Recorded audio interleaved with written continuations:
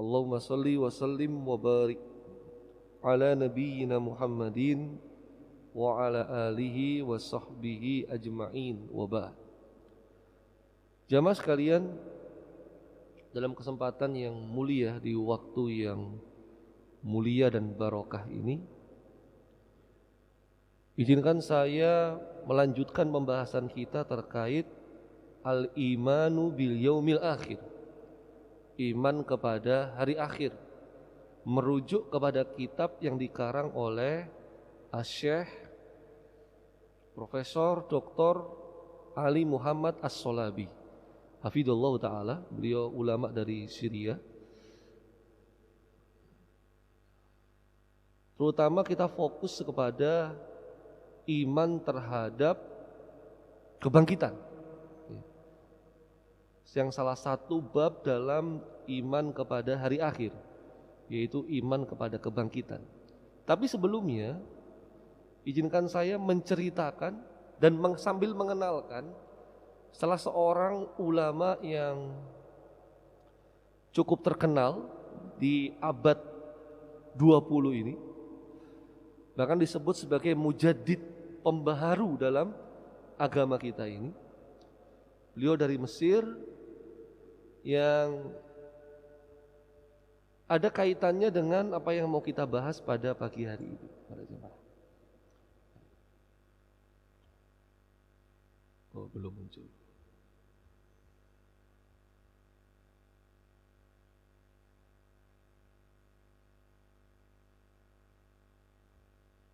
Duplicate.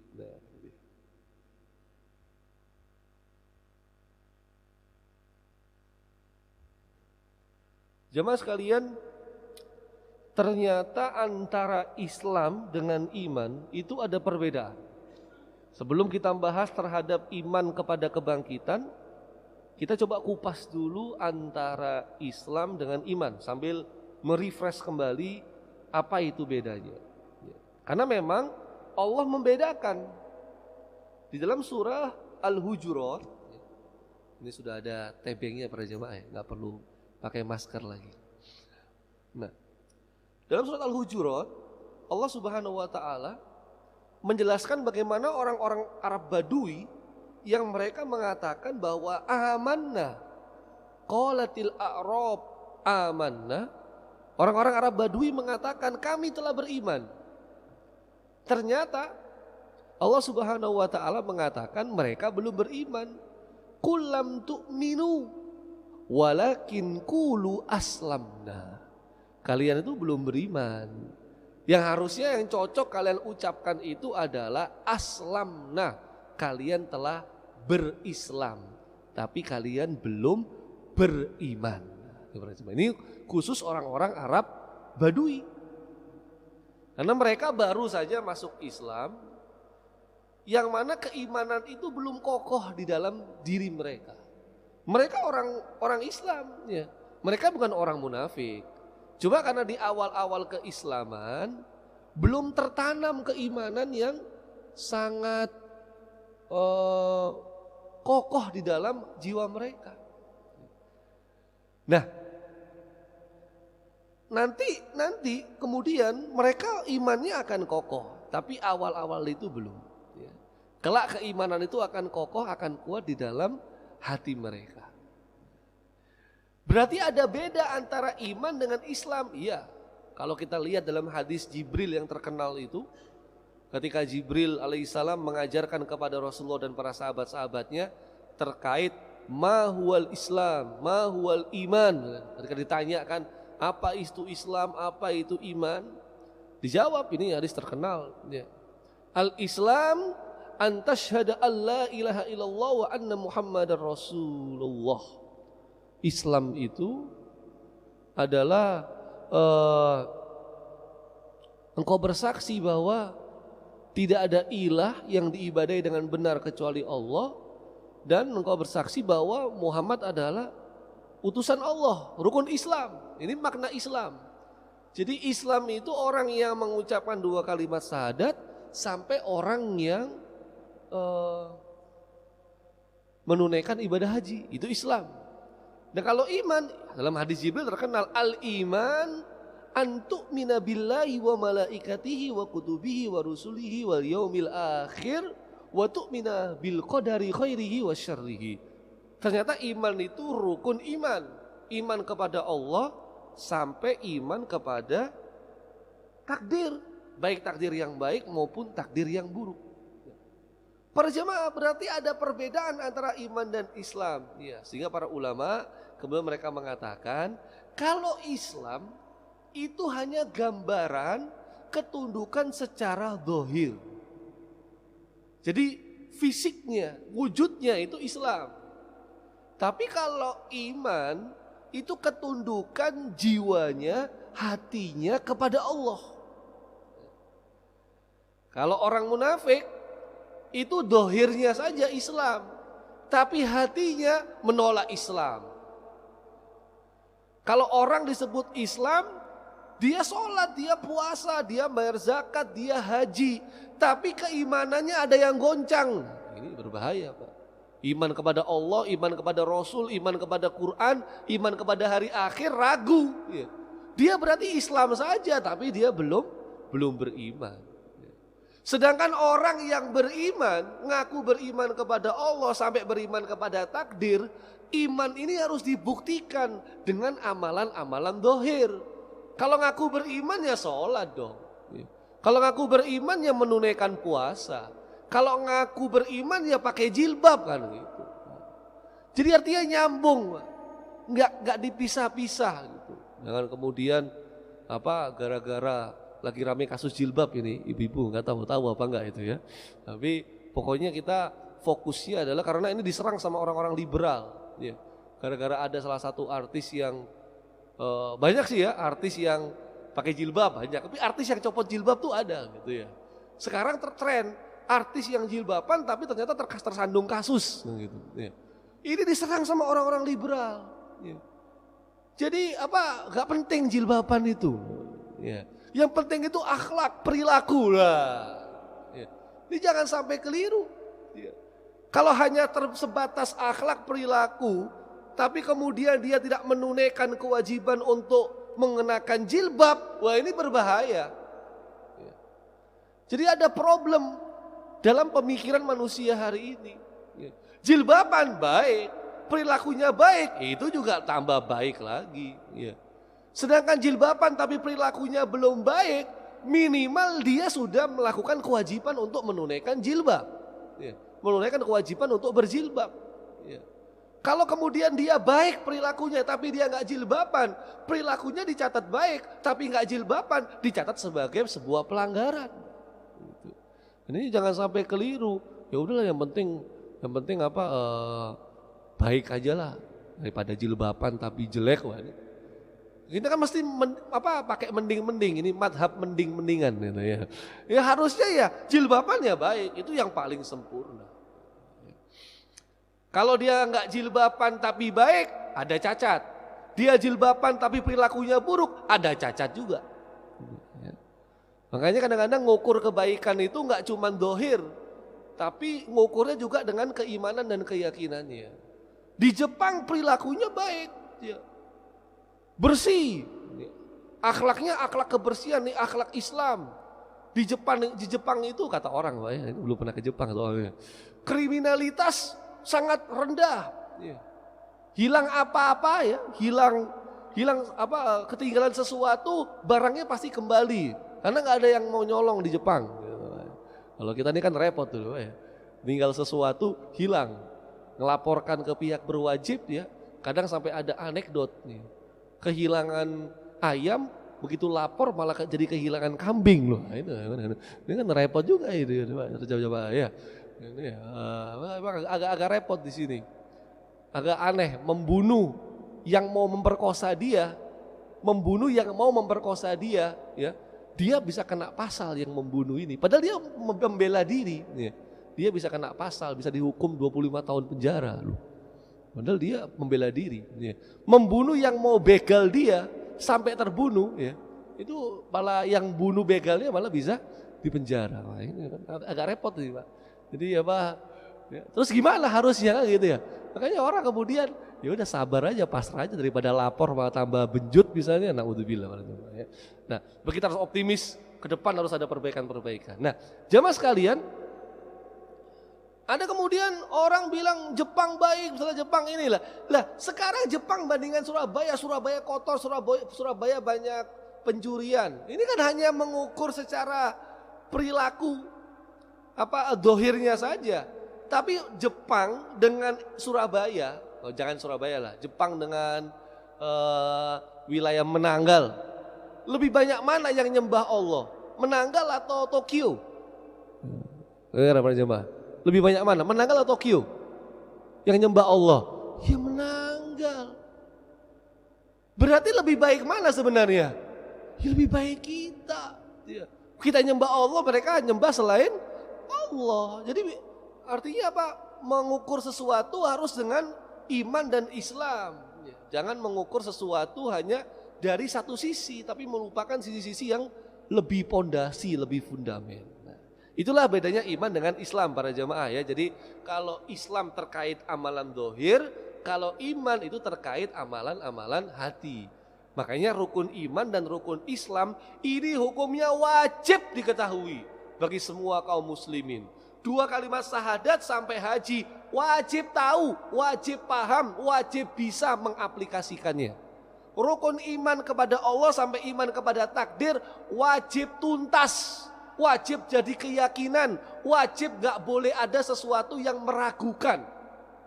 Hari ini banyak orang-orang ragu dengan Allah, ragu dengan Rasulullah, ragu dengan Al-Quran, ragu dengan hari kiamat.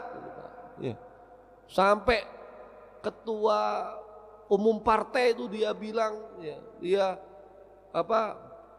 peramal masa depan, itu katanya. Orang-orang yang bicara tentang hari kiamat itu adalah peramal masa depan. Mereka nggak pernah ke sana, tapi mereka berani menceritakan tentang masa depan. Loh, gimana sih? Kita kan tahu tentang hari kiamat dari mana? Dari Quran, dari hadis. Ini agama kita, ini keyakinan. Kita nggak pernah ke sana, tapi ada wahyu yang menceritakan kepada kita. Kita yakin. Nah, kalau dia ngomong begitu, berarti dia nggak yakin, Pak. Ini. Kalau nggak yakin gimana? Wah, berbahaya. Nah, para jamaah, saya kenalkan nih ulama dari Mesir, Syekh Mutawalli As-Sa'rawi, rahimahullah. Beliau wafat sekitar tahun 98. Ya.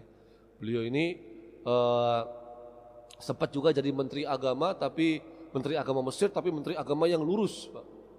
Ada videonya itu presidennya diceramai langsung. Jadi artinya amar ma'ruf nahi mungkar, gak ada sungkan-sungkan. Kalau terkait kemungkaran langsung. Beliau juga yang memfatwakan Mesir harus ikut dalam perang melawan Israel pada tahun 60-an ya, jamaah itu ya. Yang Arab bersatu tapi Arab malah kalah, ya takdir Allah itu, Pak. Makanya Palestina tetap dijajah. Tuh. Nah, banyak ceramah-ceramah beliau di YouTube ya, tulisan karya beliau. Nah, ini beliau ceritanya ketika jalan-jalan ke San Francisco pada jemaah. San Francisco itu dekatnya mana? Bukan dekatnya Menanggal, bukan Pak ya? Oh, itu terang bulan San Francisco itu ada itu Pak ya. Itu ada itu. Nah, jemaah sekalian, ini beliau pas di San Francisco. Ada yang deketi, ada yang tanya. Ternyata yang tanya itu orientalis. Para jemaah, orientalis itu non muslim tapi belajar Islam. Kadang-kadang orientalis ini lebih paham Quran, lebih pintar bahasa Arab, lebih hafal hadis daripada kita. Tapi mereka belajar Islam bukan untuk menambah keimanan, tapi mencari celah, mencari lubang mana yang bisa dari ajaran Islam ini yang diotak-atik atau dihancurkan. Itu. Ayo para jamaah, orientalis saja semangat dia belajar Islam. Masa kita tidak semangat para jamaah? Kita harus lebih semangat lagi. Walaupun pandemi ini para jamaah, mau online mau offline, pokoknya harus semangat. Nah, ini orang orientalis tanya begini sama saya Mutawalli As-Sa'rawi rahimahullah. Apakah semua ayat Quran itu semuanya benar? Benar, iya benar Pak. Ya kan? Lantas kenapa Allah jadikan orang-orang kafir berkuasa atas orang-orang beriman? Bukankah Al-Quran mengatakan loh Pak, orang orientalis itu berdalil pakai Al-Quran. Apa dalilnya? Dan Allah sekali-kali tidak akan memberi jalan kepada orang-orang kafir untuk menguasai orang-orang yang beriman. Jadi kondisi kan memang Syekh Mutawalli As-Sa'rawi hidup di era kita. Di era kita ini umat Islam dalam kekuasaannya orang-orang kafir. Nah, coba para jamaah, ini kalau kita yang ditanya seperti itu, katanya Quran benar. Nah ini kata Allah, orang kafir gak akan menguasai kita, tapi kondisinya orang kafir yang menguasai kita. Gimana jawabannya? Waduh, kalau kita yang ditanya mah bingung ini mau jawabnya gimana, ya kan? Tapi karena yang ditanya ulama, ya jawab juga, jawabnya dengan Al-Quran. Nah ini menarik Pak, ini yang masuk dalam pembahasan kita. Ya, karena kita itu kan umat Islam hari ini masih muslimin, belum mukminin. Nah, tadi antara Islam dengan iman. Tanya lagi orientalis ini Pak, emang apa bedanya muslimin sama mukminin? Beliau jawab, kaum muslimin hari ini menunaikan seluruh syiar Islam dari sholat sampai haji, tapi mereka gersang, gitu kata Syekh Mutawalli As-Sa'rawi. Mereka gersang ilmu, ekonomi, sosial, militer dan lainnya. Mengapa kegersangan ini terjadi? Ditanya lagi sama orientalis itu. Sudah dijelaskan dalam Al-Quran, kata Syekh Mutawalli. Ayat yang tadi kita bahas tadi, qalatil a'rabu amanna. Orang-orang Arab Badui mengatakan kami itu telah beriman. Qul lam tu'minu, kalian belum beriman. Walakin qulu aslamna, karena kalian tuh masih Islam, berislam. Kenapa mereka kok gersang? Ya. Maka dijawab oleh Syekh Mutawalli, Al-Quran telah menerangkan kaum muslimin belum meningkat levelnya sampai mukminin. Coba kita renungi ayat-ayat ini.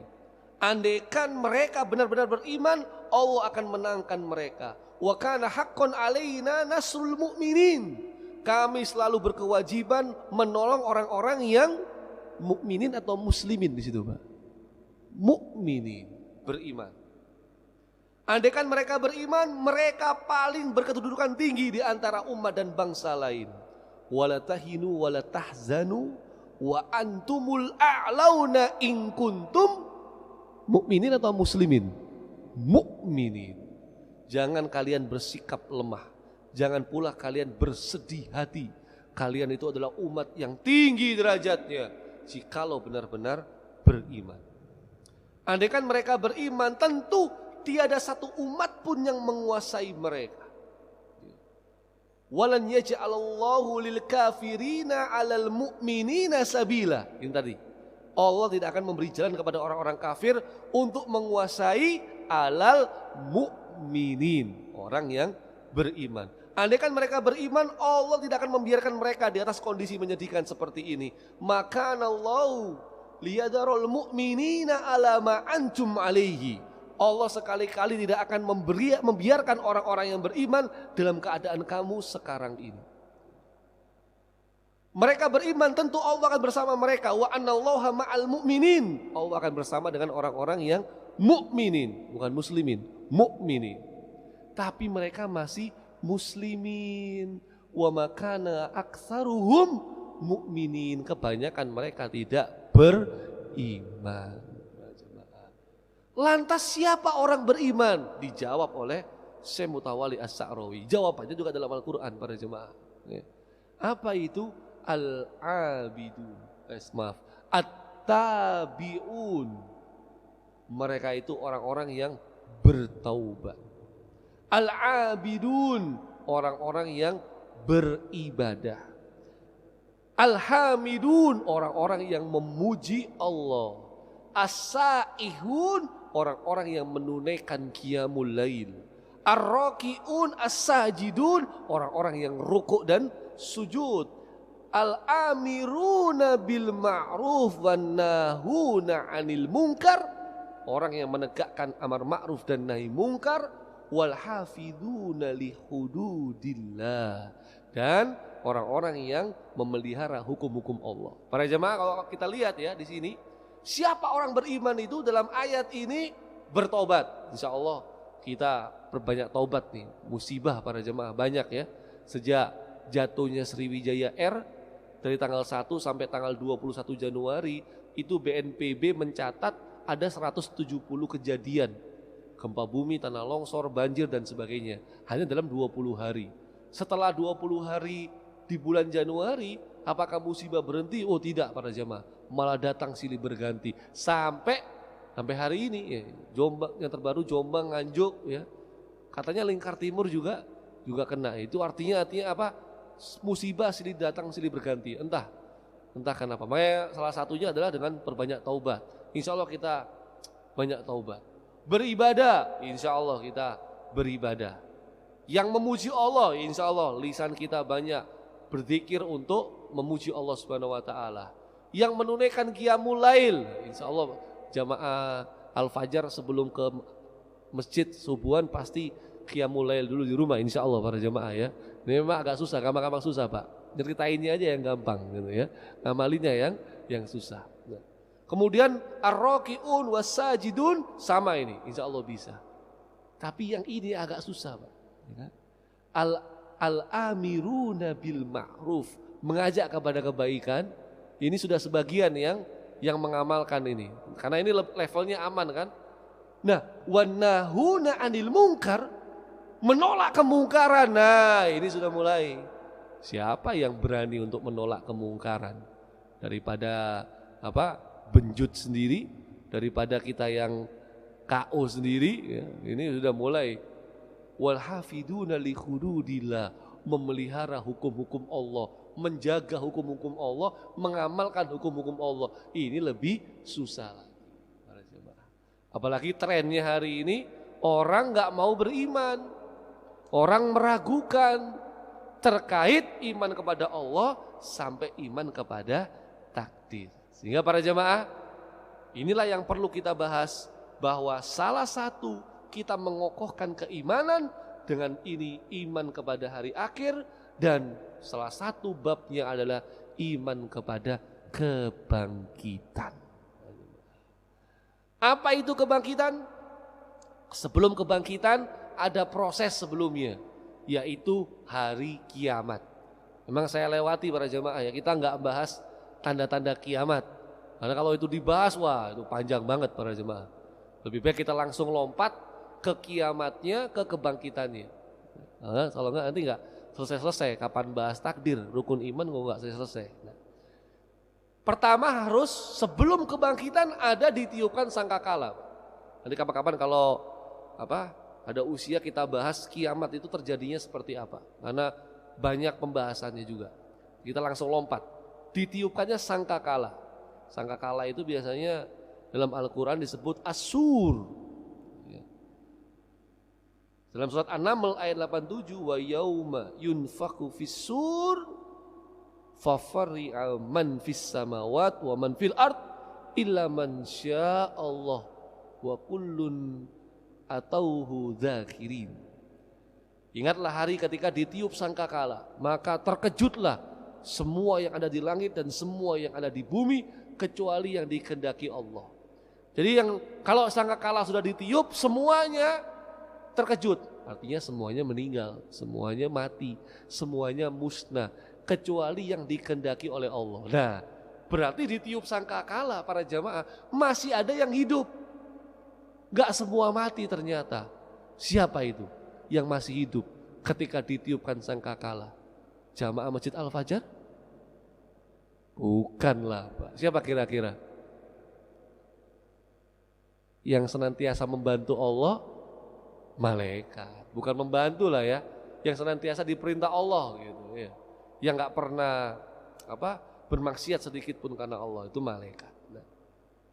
Tapi di yang lain itu disebut juga An-Nakur ya, itu salah satu nama sangkakala. Jadi ada Asur, ada An-Nakur. Fa'ida nufikha fis-sur fa'ida nukira fin-nakur. Dalam Al-Mudaththir ya. Apabila ditiup sangkakala. Dalam hadis ya, Arab Badui pernah bertanya, apa itu Asur? Maka beliau mengatakan Asur itu adalah tanduk yang akan ditiup.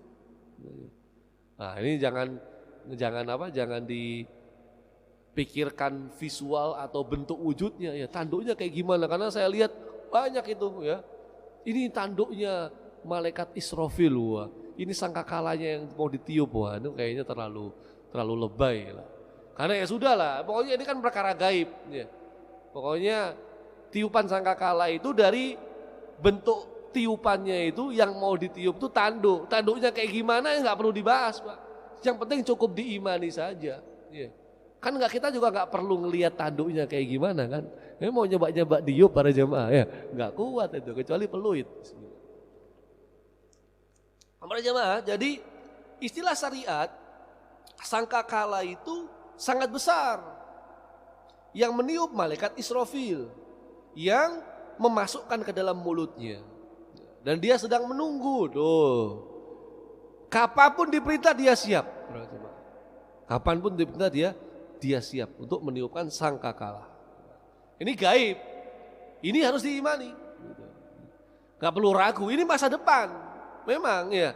Kenapa kita mengimani ya? Karena ini ada dalam Al-Quran maupun dalam hadis. Buat yang mengatakan tuh peramal masa depan ya masa bodoh. Ya, berarti kamu gak beriman dalam Quran, itu dia.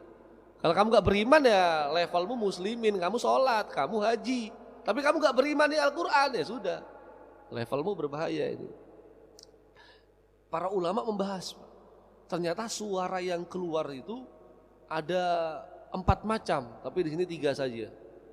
Jadi ada an-nafkah, itu tiupan. Ada as-soiha, itu teriakan. Ada ar-rojifa, teriakan yang mengikuti dengan goncangan. Ini wajar Pak, karena apa? Karena ini kan sangkakala ini adalah waktu kiamat itu akan terjadi. Begitu ditiup, semua alam semesta ini hancur. Nah tiupannya itu ada yang kemudian bisa menggoncang semuanya para jemaah. Nah ini yang diperdebatkan para ulama, jumlah tiupannya itu berapa?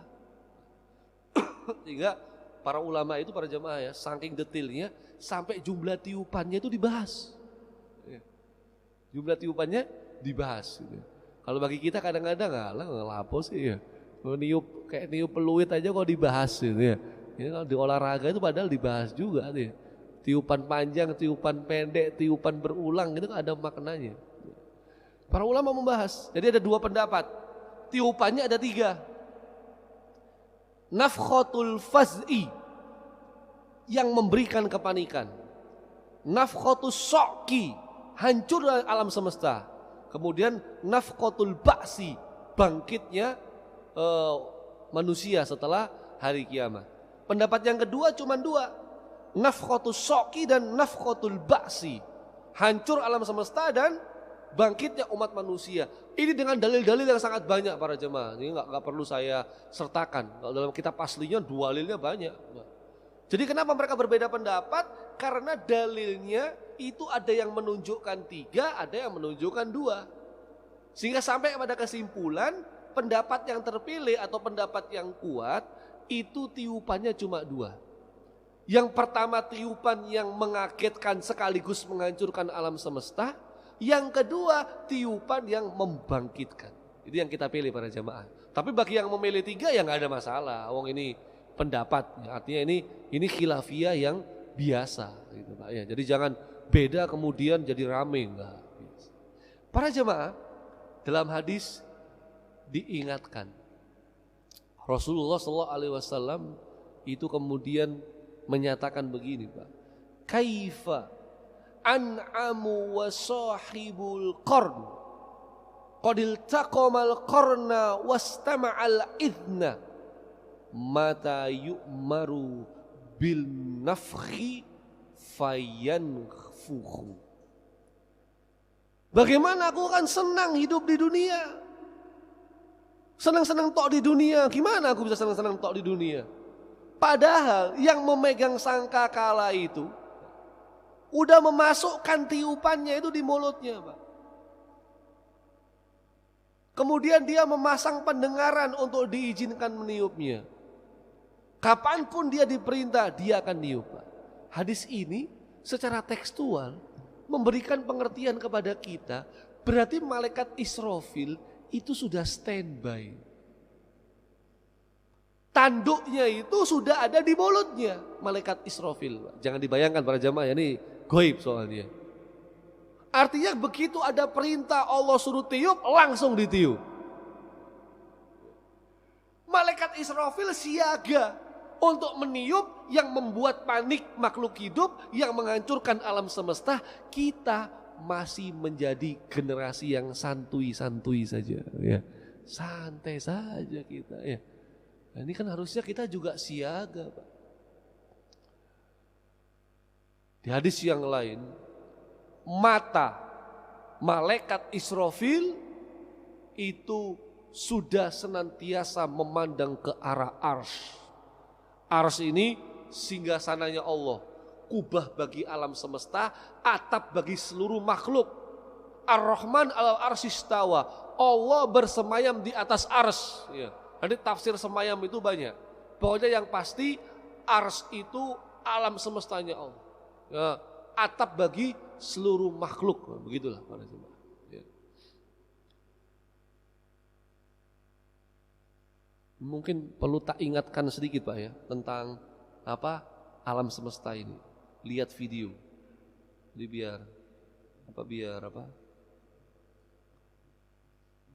biar saya nggak banyak ngomong, kita juga lihat video.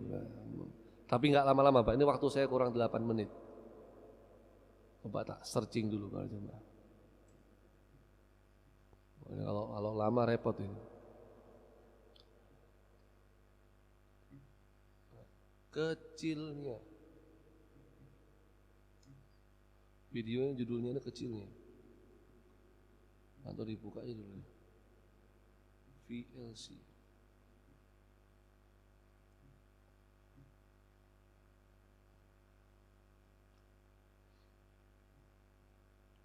Jadi untuk memahami ars Allah kita memang perlu lihat video ini Bang. Ada nggak ya? Betapa. Nah ini ada para jemaah. Alhamdulillah. Mungkin sudah pernah saya lihatkan lagi aja.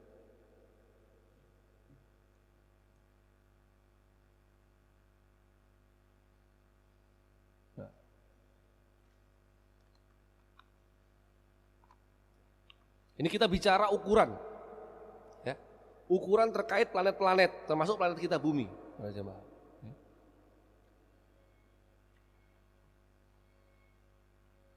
Nah ini bulan,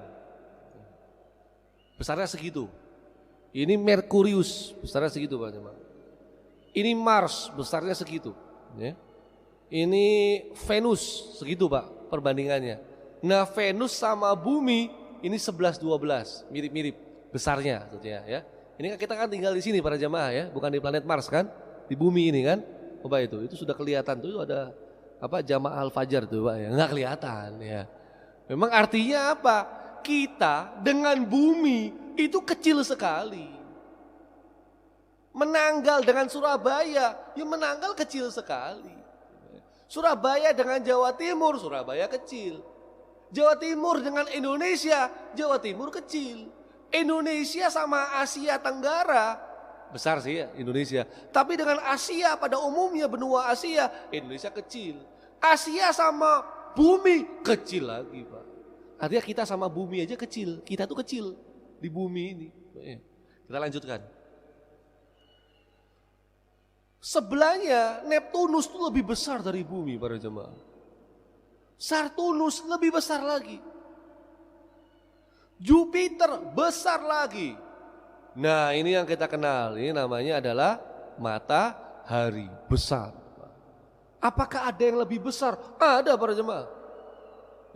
Ini para ilmuwan menemukan namanya Sirius A lebih besar. Kemudian Orange Giant lebih besar lagi. Red Giant lebih besar lagi para jemaah. Red Giant yang kedua lebih besar lagi. Blue Super Giant lebih besar lagi. Blue Hyper Giant lebih besar lagi. Red Super Giant lebih besar lagi Pak. Red Super Giant yang kedua lebih besar lagi. Ini para jamaah, Red Hypergiant. Ini the largest known star. Maksudnya apa? Ini planet yang besar yang baru saja atau yang sampai saat ini baru diketahui oleh para ilmuwan. Artinya yang lebih besar di luar sana apakah ada? Ya, jawabannya wallahu alam. Ya bisa ada, bisa enggak ada. Karena ilmu kita kan terbatas.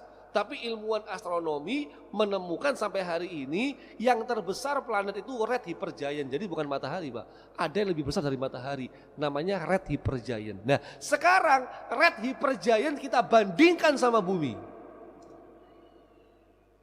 Bumi, tunjukkan eksistensimu. Bagaimana posisimu di hadapan Red Hypergiant?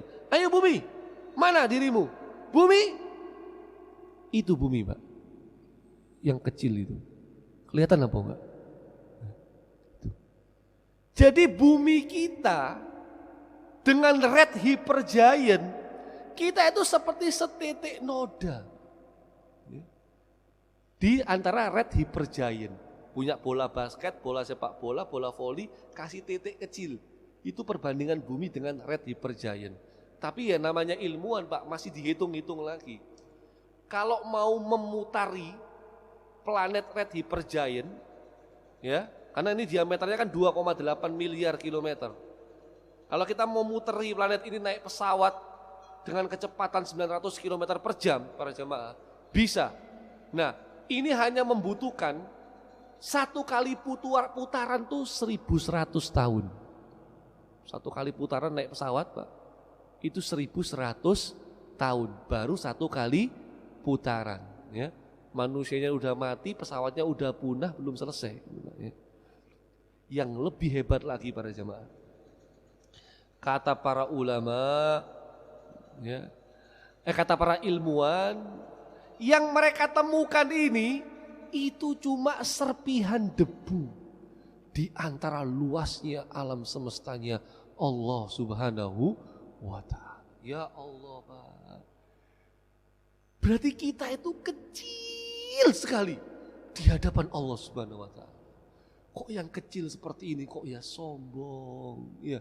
Kok yang kecil seperti ini kok ya berani-berani melanggar aturan Allah, kemudian berani bermaksiat. Nastaghfirullah wa natubu ilaihi. Orang-orang soleh terdahulu nggak perlu tahu para jamaah tentang apa bumi alam semesta, nggak perlu tahu. Tetapi mereka ambil air wudhu mukanya pucat, bertakbir badannya gemetaran, membaca ayat Quran tentang kiamat, ada yang jatuh pingsan, sampai sakit bisa meninggal para jemaah. Itu kenapa? Karena ketika mereka Allahu Akbar, Allah Maha Besar, mereka benar-benar membesarkan Allah, yang lainnya kecil. Ini yang hilang dalam diri kita. Kita bertakbir, membesarkan, mengucapkan Allahu Akbar, tapi kadang-kadang kita besarkan yang lain, Allah dikecilkan, yang lainnya besar. Nah, ars Allah para jamaah itu singgasana bagi alam semesta ini, atau atap bagi alam semesta ini para jamaah. Nah, kita kembali ke sini, kita sepertinya sangka kalah aja udah habis para jamaah ya. Nanti bahas itu ya. Nah, Israfil itu selalu melihat ke arsnya Allah para jamaah. Selalu dilihat. Begitu ada perintah, udah tanduknya dimasukkan di mulutnya, pendengarannya difokuskan, matanya ngelihat ke ars. Allah memerintah, langsung ditiup. Israfil siap siaga, kita ini enggak. Ya, santuy ya. Kita umurnya masih panjang. Muda foya-foya, tua kaya raya, mati masuk surga. Mimpi kalau yang begitu kayaknya. Dan harus ingat Pak, ini saya kasih kunci. Hari ditiupkannya sangkakala itu hari apa? Hari Jumat. Kalau setiap hari Jumat waspada. Jangan-jangan ini kiamat. Ya, jangan-jangan ini kiamat. Lantas bagaimana dengan hari kebangkitan? Wah, ya mohon maaf Pak, waktunya habis ini para jamaah ya. Sehingga mudah-mudahan ada usia kita bahas bulan depan insya Allah. Hari kebangkitan, terus hari perhitungan, hari timbangan amal ya, terus sampai surga dan neraka. Surga neraka selesai, kita bahas takdir. Sampai kapan wallahu alam, mudah-mudahan ada usia kita bisa bahas sampai tuntas. Hadanallahu wa iyyakum ajmain. Subhanakallahumma wa bihamdika asyhadu an la ilaha illa anta astaghfiruka wa atubu ilaik. Wassallallahu ala nabiyina Muhammadin wa ala alihi wasallam. Wassalamualaikum warahmatullahi wabarakatuh.